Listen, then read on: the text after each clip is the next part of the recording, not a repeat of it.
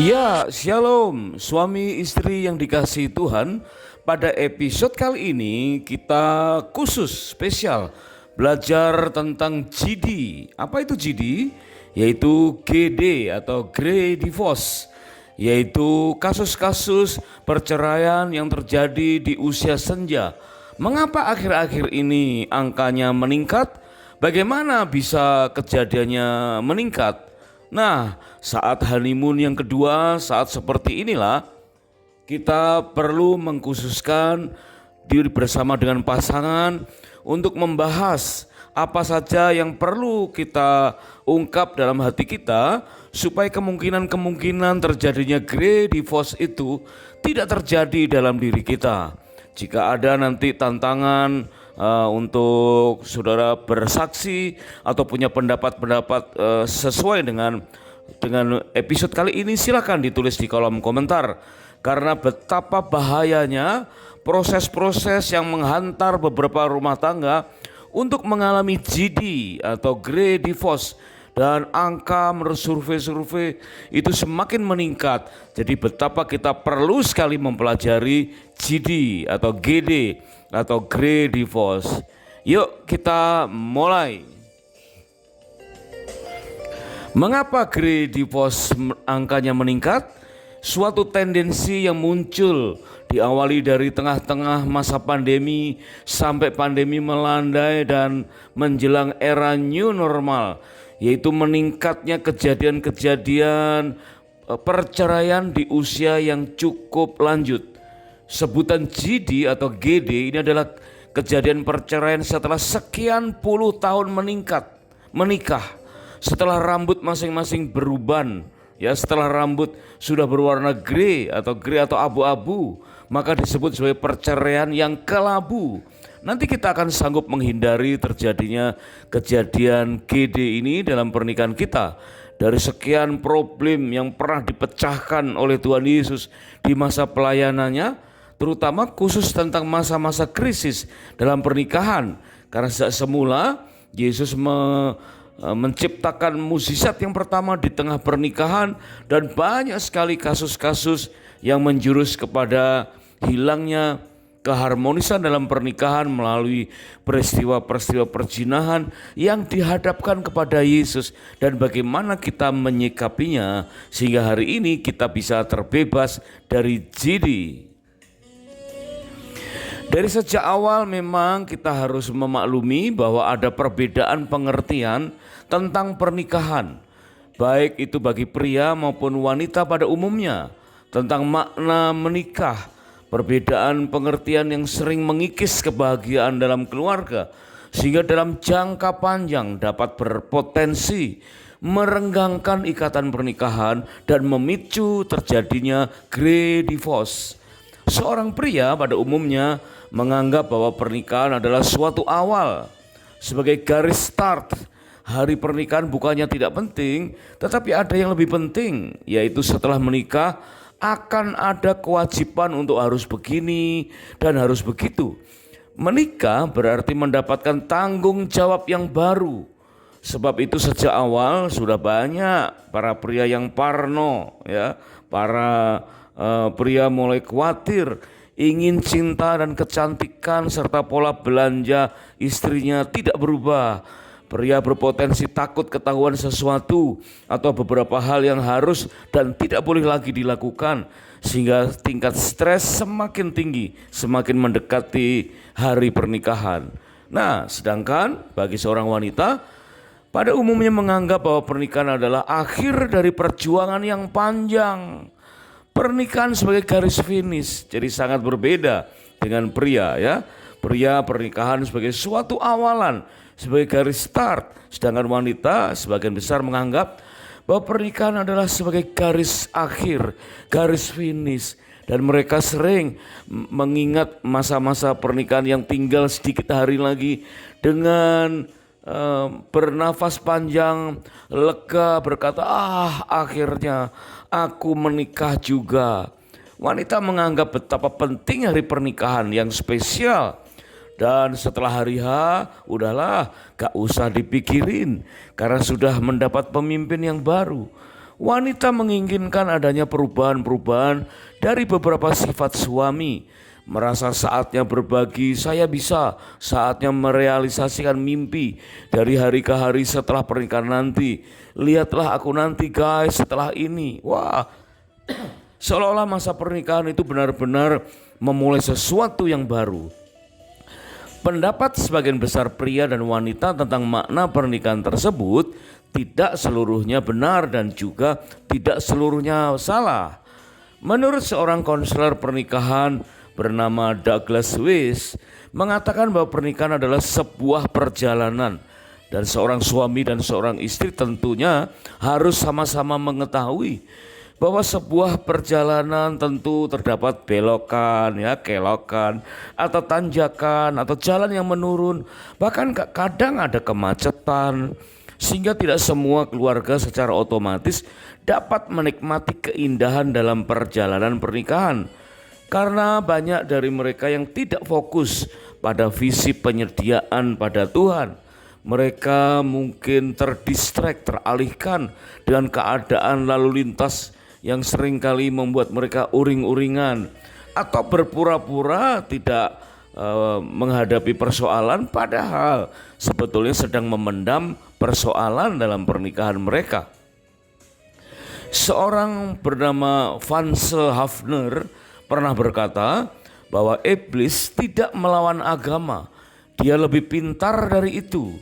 Iblis sanggup menghasilkan kekristenan palsu yang mirip, yang begitu mirip dengan yang asli, sehingga orang Kristen yang baik tidak berani melawannya. Nah, apakah orang Kristen yang baik itu tidak punya keberanian untuk menentang kekristenan palsu atau kurang paham untuk mengenali kepalsuan dalam kekristenan?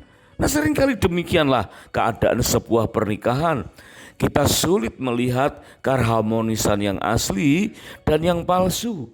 Bahkan di antara hati kita dan hati pasangan, kita sulit terkecoh, sering terkecoh dan sulit membedakan antara keharmonisan yang ditunjukkan oleh pasangan kita sebagai sesuatu yang asli atau yang palsu. Mengapa? Karena pernikahan adalah kesatuan dari dua pribadi yang masing-masing sebagai makhluk rohani yang berjiwa dalam tubuh yang bersifat sementara. Jadi akan ada banyak dimensi yang membuat kita salah paham. Tidak semua kemeriahan resepsi pernikahan memberi makna yang sama bagi setiap pasangan. Tentu pesan dari Vansel Hafner layak kita telusur sampai ke dasar pernikahan kita, agar kita tidak terjebak pada gaya berkeluarga yang palsu, yang pasti jauh dari kata harmonis sebagaimana dasar pernikahan yang asli. Maka prinsip dalam firman-Nya mengenai struktur keluarga dan peran yang harus dipikul oleh setiap anggota keluarga, terutama dimulai suami dan istri, harus kita tegakkan. Myles Munroe mempunyai beberapa pengajaran tentang alasan yang tidak sehat untuk menikah, dan juga ada alasan yang sehat untuk menikah. Nah, tentu kita sudah pernah tentukan itu untuk memilih alasan yang sehat, yaitu yang pertama atas kehendak Tuhan. Dan apapun atas kehendak Tuhan, berarti perlu kita bertanya tentang segala sesuatu dalam hal pernikahan kepada Tuhan. Karena jika bukan Tuhan yang membangun rumah tangga, maka sia-sialah usaha orang yang membangunnya. Tetapi kadangkala alasan yang tidak sehat itu pelan-pelan, pelan-pelan mengganggu keharmonisan, tapi banyak yang berpura-pura seolah-olah masih tetap harmonis. Antara lain menikah karena sering jengkel terhadap orang tua, Dasar yang sudah lama berlalu bisa muncul kejengkelan terhadap pasangan, merasa terpaksa. Atau menikah sebagai ekspresi pemberontakan, ingin cepat menikah, ingin cepat keluar dari rumah tangga asli, padahal ternyata sekarang rumah tangga barunya juga tidak memuaskan. Karena ingin melarikan diri dari rumah atau gambar diri yang negatif, menikah untuk mengatasi kekecewaan, misalkan karena belum lama, atau kecewa karena ditinggal oleh kekasih, dan ternyata lebih kecewa lagi ketika pasangannya tidak memenuhi apa yang diharapkan. Kekecewaan kecil ditambah dengan kekecewaan kecil semakin menumpuk, tetapi ditutup dengan kemampuan-kemampuan mengkamuflase seolah-olah tetap harmonis. Padahal seharusnya kita mempunyai tahapan hubungan yang dari awal sampai saat ini, kapanpun usia pernikahan kita terus meningkat. Tahapan hubungan yang terus meningkat mulai dari perasaan ketertarikan dari hati, ya, kemudian eyes to eyes, dari mata ke mata, mouth to mouth, head to head, heart to heart, dan kemudian faith to faith, ya. Harusnya benar-benar hati kita sesuai dengan apa yang kita pandang, ya. Kita melihat pandangan pertama mengagumkan, setelah kita renungkan, wah cocok, ya. Kemudian mulut kita mulai berkomentar tentang hal yang baik. Kita berpikir betapa jodohnya kita dengan si dia, sehingga terkonfirmasi oleh iman yang sama. Nah, akhirnya kita siap untuk membangun rumah tangga yang baru. Tetapi dalam proses tahapan hubungan itu seringkali ada kekecewaan kecil yang ditutup-tutupi dengan keharmonisan yang palsu. Kita pernah belajar memahami global vision tentang pernikahan dengan menyingkapkan adanya timbunan harta pusaka dalam kehidupan awal pernikahan dan nilai-nilai tentang berkeluarga yang terdapat dalam Alkitab, namun seringkali itu tidak muncul dalam praktek sehari-hari karena didominasi oleh berbagai macam kekecewaan. Sebab itu perlu kita dasari hati kita dengan dasar yang teguh. Membangun rumah tangga bukan di atas pasir yang mudah untuk dihantam ombak, tetapi di atas batu karang yang teguh, yang kokoh. Pernikahan adalah kesatuan dari dua pribadi, masing-masing sebagai makhluk rohani yang berjiwa dalam tubuh yang sifatnya sementara. Apakah kita telah menggali dalam-dalam dan meletakkan dasar di atas batu karang bagi rumah tangga kita? Apakah kita mendirikan rumah tangga di atas tanah tanpa dasar, sehingga ketika banjir melanda, rumah itu segera rubuh dan hebatlah kerusakannya? Tercantum dalam Lukas pasal yang ke-6 ayat 47 sampai dengan 49. Setelah kita memahami makna berbulan madu melalui berbagai episode yang ada, maka kita harus berani menghadapi satu kenyataan bahwa angka grey divorce memang faktanya sekarang ini semakin meningkat. Sebagai contoh, mengutip data dari Dinas Kependudukan negara kita Indonesia sekitar 10 tahun yang lalu, ya. Coba kita bandingkan dengan 10 tahun kemudian. Sepanjang tahun 2015 saja sebelum ada pandemi itu terdapat 288.000 kasus gugatan perceraian. Itu adalah angka yang terdaftar secara de jure, belum termasuk yang de facto.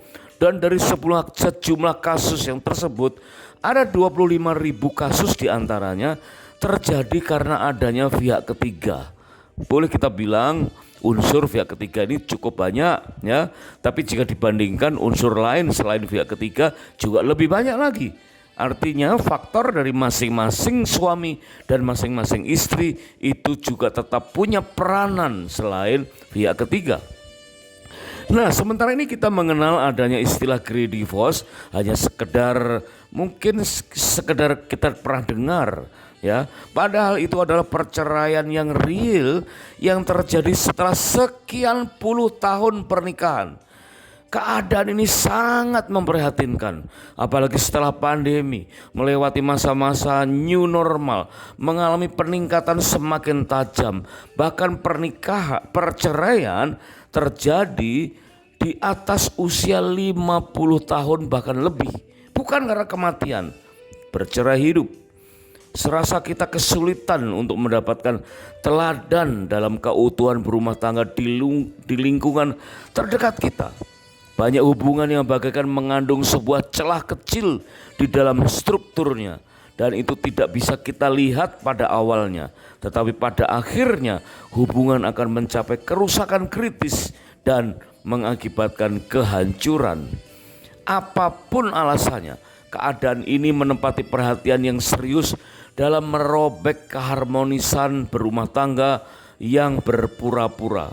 Apapun yang terjadi sebagaimana kehidupan Nuh, ya tetap harmonis sejak mendapat visi membangun bahtera sampai hidup di dalam bahtera dan sampai keluarnya.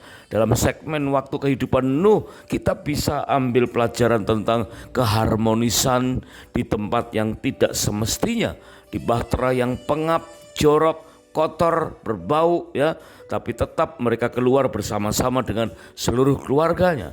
Nah, meskipun di zaman berikutnya saat Musa memimpin juga ada tawaran-tawaran Firaun, ya, yang mungkin saat-saat ini juga semakin banyak, yaitu merenggangkan ikatan pernikahan. Tetapi kita tahu bahwa Nuh dan seluruh bangsa Israel tetap menjaga keharmonisan dalam rumah tangga bangsa Israel. Demikianlah tantangan-tantangan yang sama yang terjadi dalam kehidupan kita. Grey divorce atau perceraian setelah puluhan tahun menikah yang angkanya sedang mengalami peningkatan dilansir oleh Huffington Post pada tahun 2010, yaitu sedang kira-kira 10 tahun sebelum pandemi di tahun 2020, ya, bahwa ada 1 dari 4 kasus perceraian yang terjadi pada umur 50 tahun atau lebih. Dan jumlah ini mengalami peningkatan 2 kali lipat dari yang terjadi pada tahun 1990. Dan disinyalir angka itu semakin meningkat sampai mendekati 10 tahun berikutnya. Menurut National Center of Family and Marriage Research di Bowling Green State University, Ohio, USA, ada 5 alasan mengapa perceraian terjadi setelah puluhan tahun menikah, ya. Jadi ada 5 alasan utama mengapa grey divorce atau perceraian usia lanjut itu terjadi. Yang utama adalah sudah tidak cocok lagi. Proses yang berakhir dengan grey divorce ini tentu tidak terjadi secara tiba-tiba. Inilah yang ditulis oleh Stan Tatkin, penulis buku Wired for Love. Hal tersebut berlangsung secara perlahan. Itu seperti piring yang tidak bisa pecah, ya. Mau kita banting, mau kita lempar berulang kali tidak pecah, ya. Tetapi dikatakan hubungan tersebut menimbulkan celah kecil di dalam struktur piring itu, dan itu tidak bisa kita lihat. Tetapi pada akhirnya hubungan itu akan mencapai kerusakan yang kritis dan mengakibatkan kehancuran. Mendadak ada berita, ya, gugatan perceraian yang mengagetkan keluarga sekitar. Hal ini tentu mengejutkan bagi teman-teman dekat dan juga orang-orang lain. Contohnya saja Al Gore dan Tipper Gore, ya, tokoh terkenal di Amerika yang bercerai pada tahun 2010 setelah 40 tahun menikah. Rasa ketidakpuasan yang sudah lama dipendam juga menjadi salah satu alasan. Namun motif yang paling dominan muncul adalah salah satu pihak merasa, terutama biasanya wanita, merasa ia sudah berkorban begitu banyak. Ia mengesampingkan karirnya ketika membesarkan anak. Ia merasa hubungannya sudah tidak lagi bersifat kolaboratif, sehingga secara perlahan-lahan namun pasti terjadilah kerenggangan di antara pasangan. Celah yang tanpa sadar kita biarkan terbuka dengan kurangnya hikmat, sehingga secara cepat atau lambat akan berdampak. Celah yang kita biarkan terbuka itu bisa saja karena pengabaian dari hal-hal yang nampak secara umum biasa, yaitu fakta tentang seorang suami yang ternyata lebih manja dari istrinya, atau istri lebih dominan dari suaminya, atau bisa juga oleh karena sisa-sisa PR masa kecil terhadap kepribadian yang belum atau tidak terselesaikan melalui pernikahan. Mungkin ada beberapa karakter atau hal-hal kecil yang terselesaikan akibat dari pernikahan, saling menutupi, saling mendukung. Tapi mungkin ada beberapa hal yang justru bersifat mendasar yang tidak dapat terselesaikan saat menikah.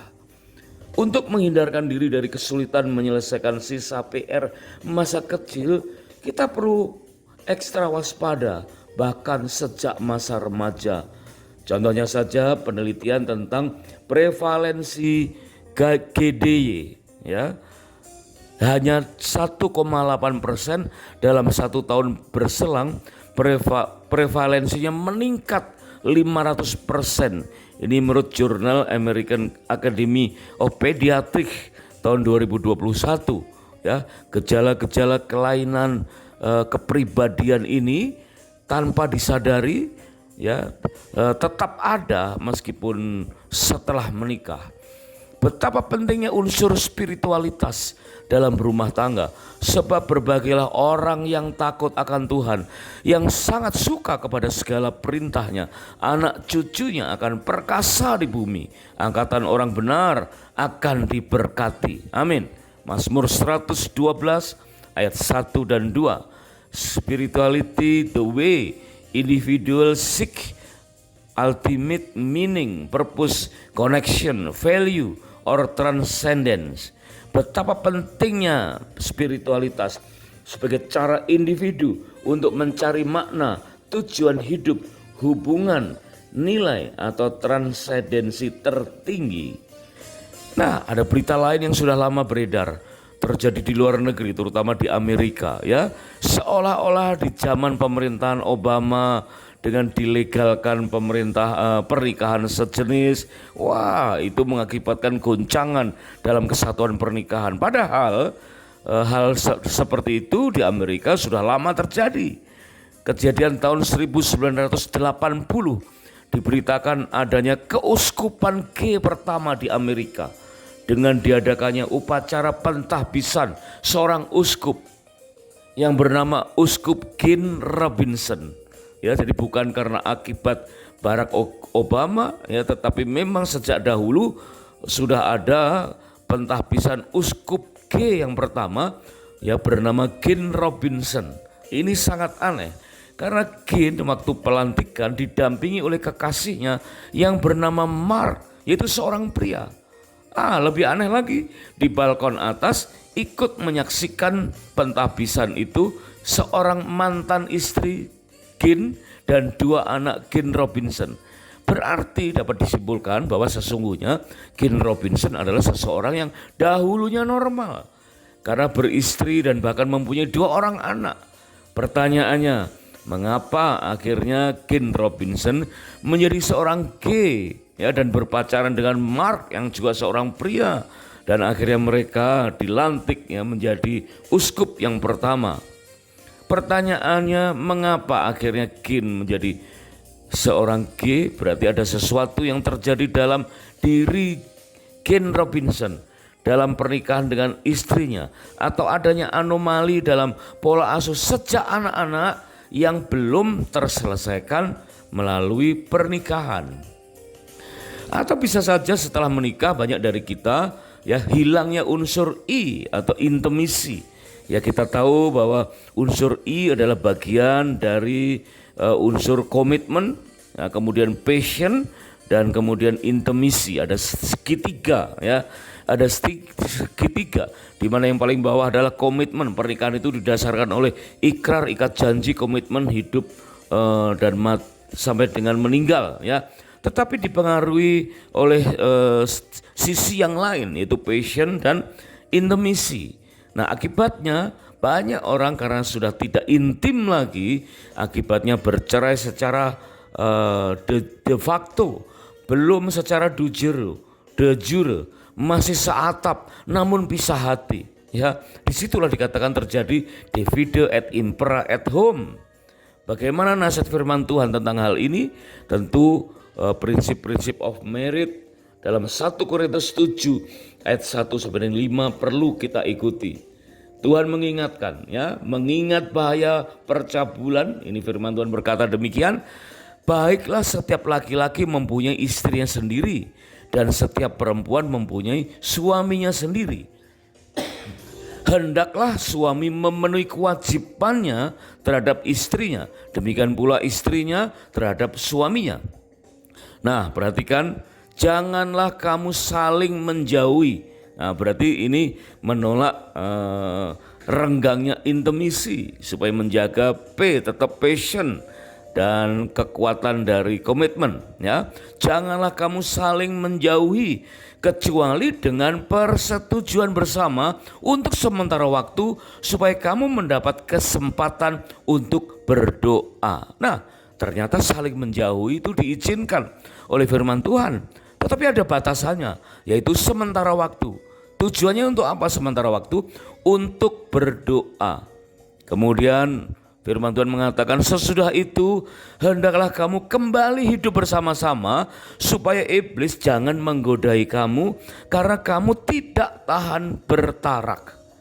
Jadi benar-benar ada hukum boleh saling menjauhi, tapi diperbolehkan hanya untuk berdoa. Nah, tentunya berdoa tidak memerlukan waktu sampai berhari-hari atau bahkan berminggu-minggu, ya. Bahkan puasa Ester pun yang dilakukan selama 3 hari, alangkah idealnya jika dilakukan bersama-sama antara suami dan istri.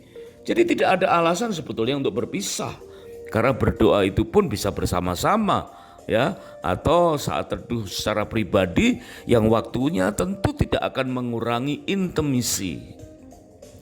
Gary Thomas, pengarang buku Sacred Marriage, mengungkapkan bahwa jika kita ingin menjadi semakin seperti Yesus, tidak ada cara yang lebih baik untuk dilakukan selain dengan menikah. Nah, demikianlah, ya, Gary Thomas memberikan nasihat, ya, dengan menikah akan semakin jelas ketidakdewasaan kita.